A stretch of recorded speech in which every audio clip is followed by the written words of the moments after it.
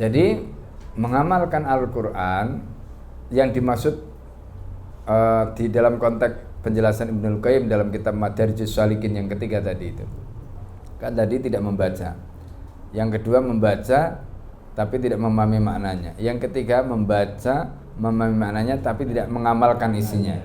Nah sekarang yang dimaksud mengamalkan isinya itu sejauh mana? Mengamalkan isinya itu tentu ya kita harus berikhtiar mengamalkan Al-Quran itu secara kafah. Udkhulu fis-silmi kafah. Ya. Nah, tentu pertanyaannya, apakah mungkin kita sekarang itu mengamalkan Al-Quran itu secara kafah? Jawabannya belum mungkin.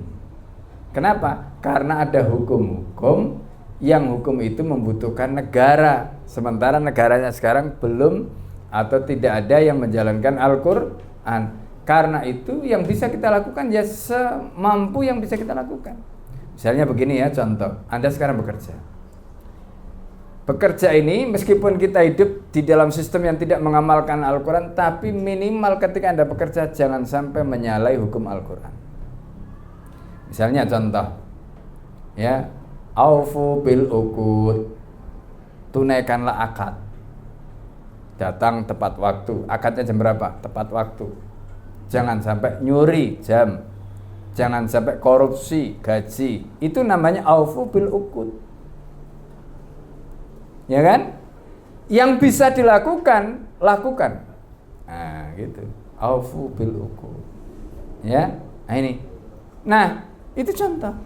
Dan masih banyak yang lain. Nanti di dalam urusan, misalnya contoh, urusan kita sebagai manajer, punya karyawan. Karyawan itu harus kita gaji. Ada di dalam Al-Quran. Ya kan? Misalnya fa'in arda'na lakum fa'tuhunna ujurahunna. Ayat ini terkait dengan perempuan yang bercerai dengan suaminya, tapi dia masih menyusui anaknya. Maka Al-Quran mengatakan fa'in arda'na lakum, jika dia menyusui anakmu, fa'tuhunna ujurahunna, berikanlah upahnya. Maka ayat ini dipakai dasar oleh para fuqaha untuk menjelaskan akad kontrak kerja. Jadi kalau misalnya kita punya anak buah bekerja, kita harus bayar karena dia sudah memberikan jasa.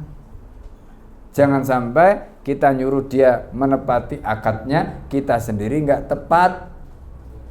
Nah itu. Bahkan di dalam hadis Nabi diajari, ya, berikanlah upahnya sebelum keringatnya kering. Bagaimana maksudnya?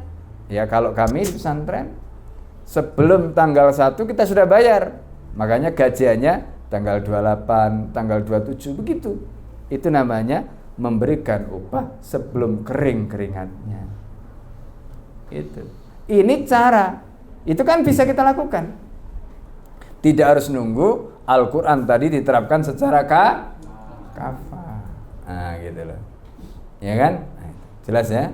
Dan masih banyak yang lain nanti dalam hubungan keluarga, hubungan dengan mertua, hubungan dengan anak, hubungan dengan teman, itu banyak yang bisa kita terapkan. Ya, mana-mana hukum-hukum dalam Al-Quran yang bisa diterapkan tanpa negara harus diterapkan. Karena kita punya kewajiban. Nah, gitu. Ya.